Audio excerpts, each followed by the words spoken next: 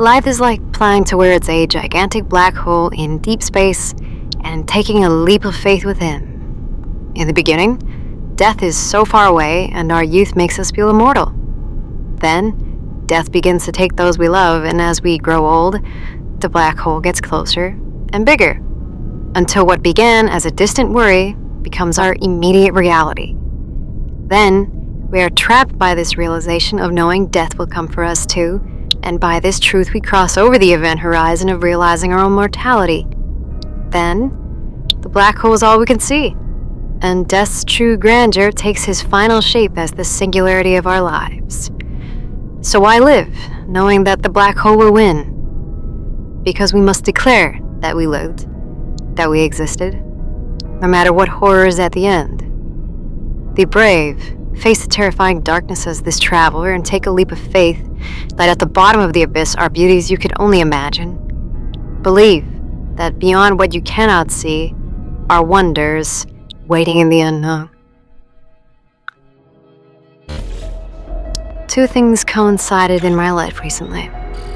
I bought the game No Man's Sky, and I began going through a family death. No Man's Sky has a story, and has several stories, but I hesitate to say they are the point of the game. I would argue that No Man's Sky is brilliant because the game arguably has no point. I don't mean that in a nihilistic, futile kind of way. I mean it in a liberating, freeing kind of way, where the game's absence of a primary purpose is its primary purpose. Sounds self-defeating, I know, but it isn't. No Man's Sky asks you one very important question. Why are you alive? Why are you doing this? Why are you making all these decisions and choices on the direction of your life? Are you merely living out of fear of death and the unknown across its event horizon? Or are you living for some purer, more significant reason than just being afraid to die? I learned this German phrase once. It goes like, Der wilden Tracht, and it means something in English like the wild splendor. And what this is like the reasons we live. Those things that make life worthy of the pain, suffering, and death that follows it like a shadow. So the idea is, most people are living out of nothing more than a fear of dying. That's what all the pride, ego, social climbing, goals, and hustle culture amounts to. It's not real, authentic living, it's just pushing the thought of death outside of the head and heart long enough to tolerate another day of mediocrity. As if modernity existed to comfort us about the absence of greatness in our lives. I feel like the modern world will try to convince you that you don't need greatness, when in reality, greatness is and has always been calling you and I to the same end, our destinies. We live for those destinies, not because we're afraid to die, but because we're brave enough to live.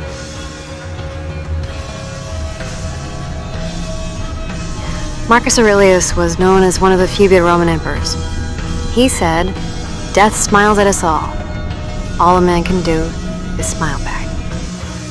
I used to think this was a really brave thing to do, and it is, but I didn't understand why because I never had to do it, until today. When I went to visit a dying family member to say my goodbyes, I looked her sweetly in the face and saw death staring back at me so beautifully, because she was smiling at me. I had never seen anyone so happy to see me in my entire life, and so I smiled too, through wonderful tears. As I held her to my breast, I gently kissed her forehead and told her the final truth of her and my lives. I love her more than words can say, so when death smiled at me through her, I couldn't help but smile back and prove Marcus right. I didn't know life would or could do that to me, and I was the fool for ever doubting the wild splendor. In a real black hole, we theorized that anything falling in would undergo what's called spaghettification. In No Man's Sky, you just warp through different sections of the galaxy. Probably not what happens in real life, but the games are meant to be fun. So I said that No Man's Sky is arguably pointless, and what I mean is that No Man's Sky doesn't force an objective on you, like a tightly knit narrative determined by scripted sequences. Instead, the game just gives you a gigantic, almost overwhelming list of potential action. You could scrounge for resources to build an amazing base or ship, or you could fly around exploring star systems and different planets. The game basically gives you free reign once you're out of the tutorial. Like when you boot up Halo, the point of the game is you are Master Chief and you are a badass who must defeat the Covenant and the Flood. No Man's Sky isn't like that. In that the story is never made obligatory to play or advance the game. It's just a feature you can use or disuse at your own leisure. So what I like doing in the game is chasing black holes and seeing how far they can bring me to different points in the galaxy. I like doing this because it's completely unknown where I'll end up or how far it'll bring me. So, when I kissed her forehead goodbye, she held my hand. I squeezed it with all the love a tender touch can muster. I said I love you so much, and I thanked her for being the person who was ever happiest to see me. I left, looked back once, and cried on the way out silently, letting the tears fall without shame. No reason to be afraid now, for what sparked and spoke in me next was the bravery of faith. What is a leap of faith? It's a decision you make not knowing you'll be okay by the end. This is the opposite of playing it safe.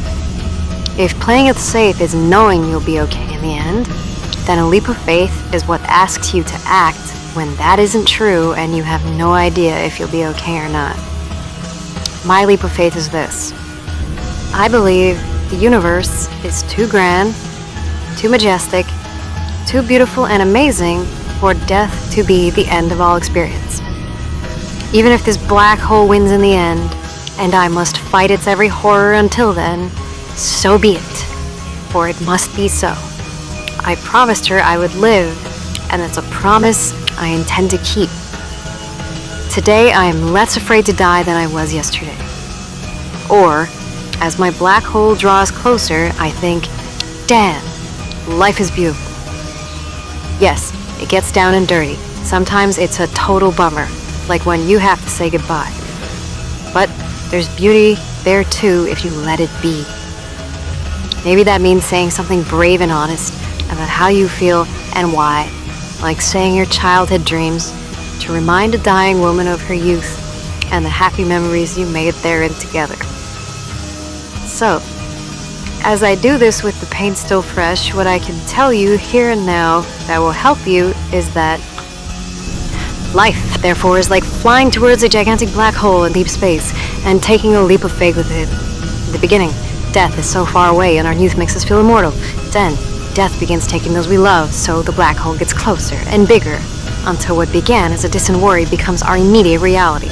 Then we are trapped by this realization of knowing death will come for us too, and by this truth we are crossed over the event horizon of realizing our own mortality. Then, the singularity of the black hole is all we can see, and death's true grandeur takes its final shape as the end of our lives. So why live, knowing that the black hole will win? Because we must declare that we lived, that we existed, no matter what horror is at its end. Be brave.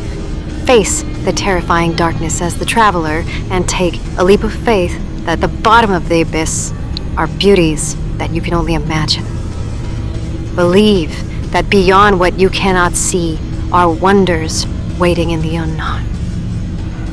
Because I am in mourning, in pain, still raw with the hurt of an angry sorrow, I want you to know despite all that, I still think this life is beautiful. I still think God is good. I still think it's worth living. Because even as I smiled back through tears, I knew I did the right thing saying goodbye with an honest heart.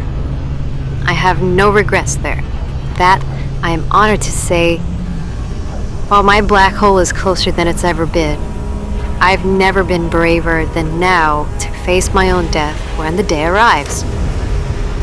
So let me tell you how to live with this wild splendor, the rhythm tra. You must not fear death. You must not fear looking death in the face even when she is so near to the end.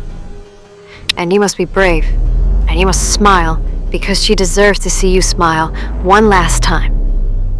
Whomever that is for you, whoever that ends up being, I hope you find the courage to look them in the eye and smile even if it's through tears. Because I promise you, that is one of the most beautiful gifts you will ever give anyone. And yourself.